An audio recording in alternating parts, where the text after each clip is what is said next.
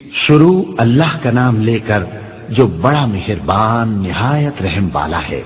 کاف ہا یا عین صاد، یہ تمہارے پروردگار کی مہربانی کا بیان ہے جو اس نے اپنے بندے زکریا پر کی تھی جب انہوں نے اپنے پروردگار کو دبی آواز سے پکارا اور کہا کہ اے میرے پروردگار، میری ہڈیاں بڑھاپے کے سبب کمزور ہو گئی ہیں اور سر سفید بالوں کی وجہ سے چمکنے لگا ہے، اور اے میرے پروردگار، میں تجھ سے مانگ کر کبھی محروم نہیں رہا اور میں اپنے بعد اپنے بھائی بندوں سے ڈرتا ہوں اور میری بیوی بانجھ ہے، پھر بھی مجھے اپنے پاس سے ایک وارث عطا فرما جو میری اور اولاد یعقوب کی میراث کا مالک ہو، اور اے میرے پروردگار، اس کو خوش اخلاق بنائیو۔ فرمایا اے زکریا، ہم تم کو ایک لڑکے کی بشارت دیتے ہیں جس کا نام یحییٰ ہوگا، اس سے پہلے ہم نے اس نام کا کوئی شخص پیدا نہیں کیا۔ انہوں نے کہا کہ پروردگار، میرے ہاں کس طرح لڑکا ہوگا جبکہ میری بیوی بانجھ ہے اور میں بڑھاپے کی اس حالت کو پہنچ گیا کہ سوکھ گیا ہوں۔ حکم ہوا کہ اسی طرح ہوگا۔ تمہارے پروردگار نے فرمایا ہے کہ مجھے یہ آسان ہے، اور میں پہلے تم کو بھی تو پیدا کر چکا ہوں اور تم کچھ چیز نہ تھے۔ کہا کہ پروردگار، میرے لیے کوئی نشانی مقرر فرما۔ فرمایا نشانی یہ ہے کہ تم صحیح و سالم ہوتے ہوئے 3 رات دن لوگوں سے بات نہ کر سکو گے۔ پھر وہ عبادت کے حجرے سے نکل کر اپنی قوم کے پاس آئے تو ان سے اشارے سے کہا کہ صبح و شام تسبیح کرتے رہو۔ فرمایا اے یحییٰ، ہماری کتاب کو مضبوطی سے تھامے رہو، اور ہم نے ان کو لڑکپن ہی میں دانائی عطا فرمائی تھی اور اپنے پاس سے شفقت اور پاکیزگی دی تھی، اور وہ پرہیزگار تھے اور وہ اپنے ماں باپ کے ساتھ نیکی کرنے والے تھے اور سرکش اور نافرمان نہیں تھے۔ اور جس دن وہ پیدا ہوئے اور جس دن وفات پائیں گے اور جس دن زندہ کر کے اٹھائے جائیں گے ان پر سلام ہے۔ اور کتاب یعنی قرآن میں مریم کا بھی تذکرہ کرو، جب وہ اپنے لوگوں سے الگ ہو کر مکان کے مشرقی حصے میں چلی گئیں، پھر انہوں نے ان کی طرف سے پردہ کر لیا تو ہم نے ان کی طرف اپنا فرشتہ بھیجا، سو وہ ان کے سامنے ایک خوبصورت مرد کی صورت میں آیا۔ مریم بولی کہ اگر تم پرہیزگار ہو تو میں تم سے بچنے کے لیے رحمان کی پناہ لیتی ہوں۔ فرشتے نے کہا کہ میں تو تمہارے پروردگار کا بھیجا ہوا یعنی فرشتہ ہوں، اور اس لیے آیا ہوں کہ تمہیں پاکیزہ لڑکا بخشوں۔ مریم نے کہا کہ میرے ہاں لڑکا کیوں کر ہوگا جبکہ مجھے کسی مرد نے بطور شوہر چھوا تک نہیں اور میں بدکار بھی نہیں ہوں۔ فرشتے نے کہا کہ یوں ہی ہوگا۔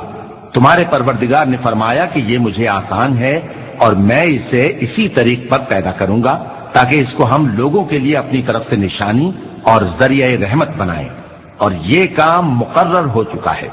چنانچہ وہ اس بچے کے ساتھ حاملہ ہو گئیں اور اسے لے کر ایک دور جگہ چلی گئیں۔ پھر درد ذہ ان کو کھجور کے تنے کی طرف لے آیا، کہنے لگی کہ کاش میں اس سے پہلے مر چکتی اور بھولی بسری ہو گئی ہوتی۔ تب ان کے ٹیلے کے نیچے کی جانب سے فرشتے نے ان کو آواز دی کہ غمناک نہ ہو، تمہارے پروردگار نے تمہارے نیچے ایک چشمہ پیدا کر دیا ہے، اور کھجور کے تنے کو پکڑ کر اپنی طرف ہلاؤ، وہ تم پر تازہ عمدہ کھجوریں گرائے گا، تو کھاؤ اور پیو اور آنکھیں ٹھنڈی کرو۔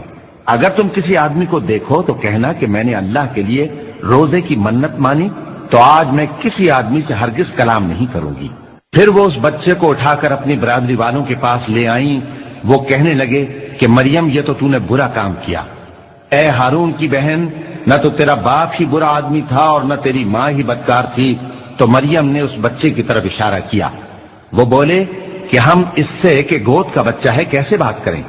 بچے نے کہا کہ میں اللہ کا بندہ ہوں، اس نے مجھے کتاب دی ہے اور نبی بنایا ہے، اور میں جہاں ہوں اور جس حال میں ہوں اس نے مجھے صاحب برکت بنایا ہے، اور جب تک زندہ ہوں مجھ کو نماز اور زکوٰۃ کا ارشاد فرمایا ہے، اور مجھے اپنی ماں کے ساتھ نیک سلوک کرنے والا بنایا ہے اور سرکش و بدبخت نہیں بنایا، اور جس دن میں پیدا ہوا اور جس دن مروں گا اور جس دن زندہ کر کے اٹھایا جاؤں گا مجھ پر سلام ہے۔ یہ مریم کے بیٹے عیسیٰ ہیں، اور یہ سچی بات ہے جس میں لوگ شک کرتے ہیں۔ اللہ کو شایع نہیں کہ کسی کو بیٹا بنائے، وہ پاک ہے۔ جب کسی چیز کا ارادہ کرتا ہے تو اس کو یہی کہتا ہے کہ ہو جا، تو وہ ہو جاتی ہے۔ اور بے شک اللہ ہی میرا اور تمہارا پروردگار ہے، تو اسی کی عبادت کرو، یہی سیدھا رستہ ہے۔ پھر اہل کتاب کے فرقوں نے باہم اختلاف کیا، سو جو لوگ کافر ہوئے ہیں ان کو بڑے دن یعنی قیامت کے روز حاضر ہونے سے خرابی ہے۔ وہ جس دن ہمارے سامنے آئیں گے कैसे सुनने वाले और कैसे देखने वाले होंगे, मगर जालिम आज खुली गुमराही में है। और उनको हसरत और अफसोस के दिन से डरा दो जब बात फैसल कर दी जाएगी और वो गफलत में पड़े हुए हैं और ईमान नहीं लाते। हम ही जमीन के और जो लोग उस पर बसते हैं उनके वारिस होंगे और हमारी ही तरफ उनको लौटना होगा। और किताब में इब्राहिम का जिक्र करो, बेशक वो निहायत सच्चे थे, पैगंबर थे। जब उन्होंने अपने बाप से कहा कि अब्बा, आप ऐसी चीजों को क्यों पूछते हैं जो न सुने और न देखें और न आपके कुछ काम आ सकें। अब्बा, मुझे ऐसा इल्म मिला है जो आपको नहीं मिला, तो मेरे साथ हो जाइए, मैं आपको सीधी राह पर ले चलूंगा। अब्बा, शैतान की पूजा न कीजिए, बेशक शैतान अल्लाह का नाफरमान है। अब्बा, मुझे डर लगता है कि आपको अल्लाह का अजाब आ पकड़े तो आप शैतान के साथ ही हो जाएं। उसने कहा कि इब्राहिम, क्या तू मेरे माबूदों के खिलाफ है? अगर तू बाज ना आएगा तो मैं तुझे संसार कर दूंगा और तू हमेशा के लिए मुझसे दूर हो जा। इब्राहिम ने सलामुन अलैकुम कहा और कहा कि मैं आपके लिए अपने परवरदिगार से बख्शिश मांगूंगा, बेशक वो मुझ पर निहायत मेहरबान है। और मैं आप लोगों से और जिनको आप अल्लाह के सिवा पुकारा करते हैं उनसे किनारा करता हूं और अपने परवरदिगार ही को पुकारूंगा। उम्मीद है कि मैं अपने परवरदिगार को पुकार कर महरूम नहीं रहूंगा। और जब इब्राहिम उन लोगों से और जिनकी वो अल्लाह के सिवा परस्तिश करते थे अलग हो गए, तो हमने उनको इसहाक और इसहाक को याकूब बख्शे और हर एक को पैगंबर बनाया। और हमने उनको अपनी रहमत से बहुत सी चीजें इनायत की और उनका जिक्र जमील बुलंद किया। और किताब में मूसा का भी जिक्र करो, बेशक वो हमारे बरगुजीदा थे और रसूल थे, नबी थे। और हमने उनको तूर की दाहिनी तरफ से पुकारा और बातें करने के लिए नजदीक बुलाया और अपनी मेहरबानी से उनको उनका भाई हारून पैगंबर बनाकर अता किया। और किताब में इस्माइल का भी जिक्र करो, वो वादे के सच्चे और रसूल थे, नबी थे। और वो अपने घर वालों को नमाज और ज़कात का हुक्म करते थे और अपने परवरदिगार के यहाँ पसंदीदा थे। और किताब में इदरीस का भी जिक्र करो, वो भी निहायत सच्चे थे, नबी थे और हमने उनको ऊंची जगह उठा लिया था। ये वो लोग हैं जिन पर अल्लाह ने अपने पैगंबरों में से फजल किया, यानी औलाद आदम में से और उन लोगों में से जिनको हमने नूह के साथ कश्ती में सवार किया, और इब्राहिम और याकूब की औलाद में से और उन लोगों में से जिनको हमने हिदायत दी और जिन्हें बरगुजीदा किया। जब उनके सामने हमारी आयतें पढ़ी जाती थीं तो सजदे में गिर पड़ते और रोते रहते थे। आयत सजदा तिलावत की गई है। फिर उनके बाद चंद नाखलफ उनके जानशी हुए जिन्होंने नमाज को जाया कर दिया और ख्वाहिशात नफसानी के पीछे लग गए, सो अनकरीब उनको गुमराही की सजा मिलेगी। हाँ, जिसने तौबा की और ईमान लाया और अमल नेक किए तो ऐसे लोग बहिश्त में दाखिल होंगे और उनका जरा नुकसान न किया जाएगा, यानी हमेशा की बहिश्तों में जिसका अल्लाह ने अपने बंदों से वादा किया है कि जो उनकी आंखों से पोशीदा है। बेशक इसका वादा नेकुकारों के सामने आने वाला है। वो इसमें सलाम के सिवा कोई बेहुदा कलाम न सुनेंगे और उनको सुबह शाम खाना मिलेगा। यही वो जन्नत है जिसका हम अपने बंदों में से ऐसे शख्स को मालिक बनाएंगे जो परहेजगार होगा। और फरिश्तों ने पैगंबर को जवाब दिया कि हम तुम्हारे परवरदिगार के हुक्म के सिवा उतर नहीं सकते। जो कुछ हमारे आगे है और जो पीछे है और जो इसके दरमियान है सब उसी का है, और तुम्हारा परवरदिगार भूलने वाला नहीं, यानी आसमान और जमीन का और जो इन दोनों के दरमियान है सबका परवरदिगार, तो उसी की इबादत करो और उसकी इबादत पर साबित कदम रहो। भला तुम कोई उसका हम नाम जानते हो?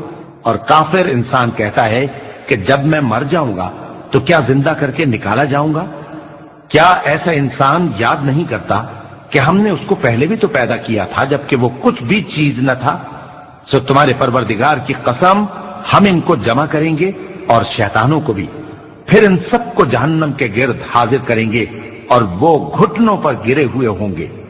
फिर हर गिरोह में से हम ऐसे लोगों को खींच निकालेंगे जो रहमान के मुकाबले में सख्त सरकशी करते थे। फिर हम उन लोगों से खूब वाकिफ हैं जो उसमें दाखिल होने के ज्यादा लायक हैं, और तुम में से कोई शख्स नहीं मगर उसे इस पर गुजरना होगा। ये तुम्हारे परवरदिगार पर लाजिम है, मुकर्रर है। फिर हम परहेजगारों को नजात देंगे और जालिमों को उसमें घुटनों के बल पड़ा हुआ छोड़ देंगे। और जब उन लोगों के सामने हमारी आयतें पढ़ी जाती हैं तो जो काफिर हैं वो मोमिनों से कहते हैं कि दोनों फरीक में से मकान किसके अच्छे, اور مجلسیں کس کی بہتر ہیں؟ اور ہم نے ان سے پہلے بہت سی امتیں ہلاک کر دیں، وہ لوگ ان سے ٹھاٹ باٹ اور نمود و نمائش میں کہیں اچھے تھے۔ کہہ دو کہ جو شخص گمراہی میں پڑا ہوا ہے، رحمان اس کو آہستہ آہستہ مہلت دیے جاتا ہے، یہاں تک کہ جب اس چیز کو دیکھ لیں گے جس کا ان سے وعدہ کیا جاتا ہے، خواہ عذاب اور خواہ قیامت، تو اس وقت جان لیں گے کہ مکان کس کا برا ہے اور لشکر کس کا کمزور ہے۔ اور جو لوگ ہدایت یاب ہیں اللہ ان کو زیادہ ہدایت دیتا ہے، اور نیکیاں جو باقی رہنے والی ہیں وہ تمہارے پروردگار کے ہاں صلے کے لحاظ سے خوب اور انجام کے اعتبار سے بہتر ہیں۔ بھلا تم نے اس شخص کو دیکھا جس نے ہماری آیتوں سے کفر کیا اور کہنے لگا کہ اگر میں اثر نو زندہ ہوا بھی تو یہی مال اور اولاد مجھے وہاں ملے گا؟ کیا اس نے غیب کی خبر پالی ہے یا اللہ کے یہاں سے عہد لے لیا ہے؟